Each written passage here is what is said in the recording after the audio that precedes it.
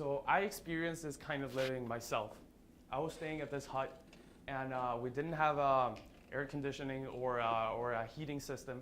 I just had a stove that ran on fire, and the cool thing about this is that I could cook. I would have to cook on top of it, but also this stove would heat up the entire house. So it was a really clever way of saving energy instead of having a butane grill, and then also having a heating system that takes up a lot of energy and electricity.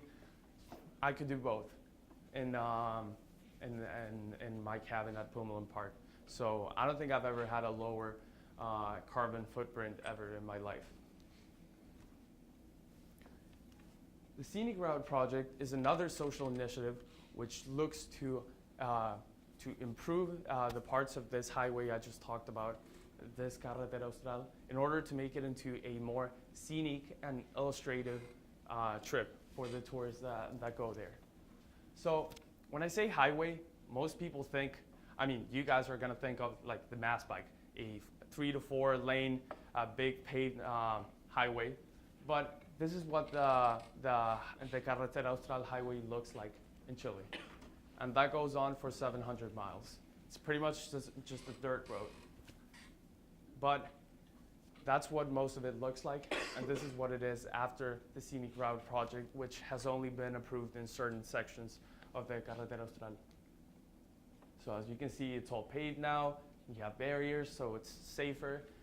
And it also allows you, it's not too disruptive to the environment, so it actually allows you to appreciate this untamed nature that's all around you.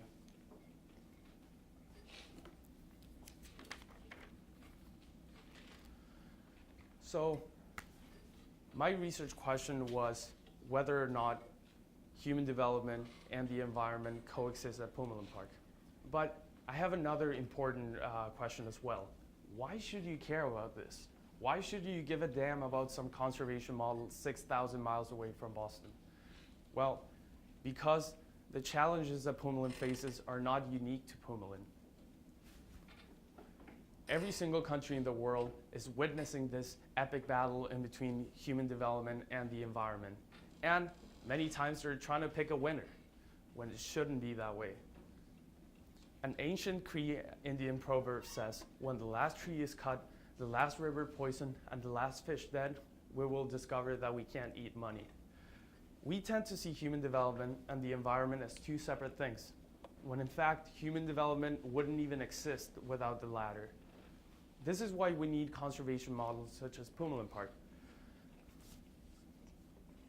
Pumalin Park is a great example of a successful conservation model, and it can be used as a template for conservation throughout the world.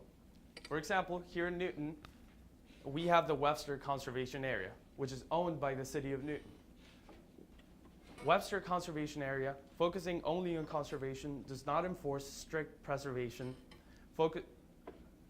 and as a result, you can see graffiti all over the beautiful igneous rock walls that are home to fragile life such as insects and fungi.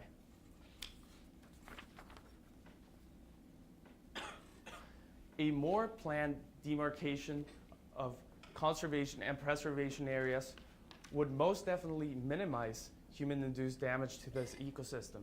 That's one of the things I was able to draw out of my research. So this is why you should care, because we all share this global problem, and I hope to live long enough to see a global solution. Thank you.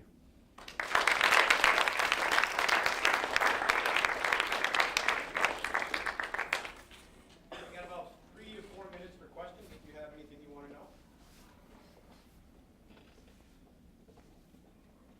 This may sound like one question, it may not. That's up to you. What are the lessons that what is the lesson, if there is one, from Pumalin Park that you feel may be either easiest or most important to spread other places? Yeah, again, because Pumalin Park is so far away from Boston and like many places on Earth, you can't just grab the conservation model of Pumalin Park and implement it somewhere else. But you can actually look at this conservation model and use it as a template in order to to look for environmental solutions that could benefit your own ecosystem. So like I said here, was that your question? Go ahead. Yeah. So like I said here in the Webster Conservation Area, I mean, of course, it's nothing like Pumalin Park, but at the same time, they could benefit from this segregation of conservation and preservation areas. Nicholas, you said you did some interviews with people while you were there. Yeah. What did you learn from them? So the interviews were mostly for the research paper, and also this. The interviews were, okay, so first of all, there was very little information about the park, and also like the big picture of what this conservation model meant, because they don't want advertising. They already have enough tourists coming in, so they don't advertise this place anywhere. So I actually started to get a sense of what the conservation model was when I was down in Pumalin. And all of these interviews helped me out to figure out how conservation and preservation work at Pumalin Park, all the different social initiatives. So it just helped me acquire and interpret data that would help me out to explain to you guys how this conservation model works.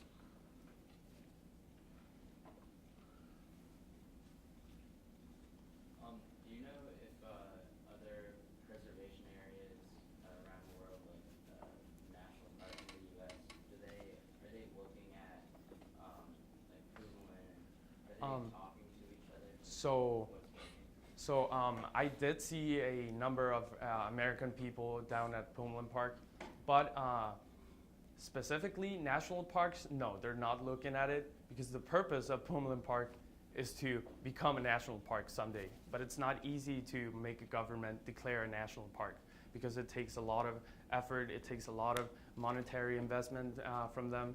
So national parks pretty much do the same thing. If you go to Yosemite National Park, if you want to go rock climbing, there's going to be walls in which you can climb, and there's going to be rock walls that have nesting sites that are strictly preservation areas in which you cannot climb for any reason. So yeah, there's some similarities between the two.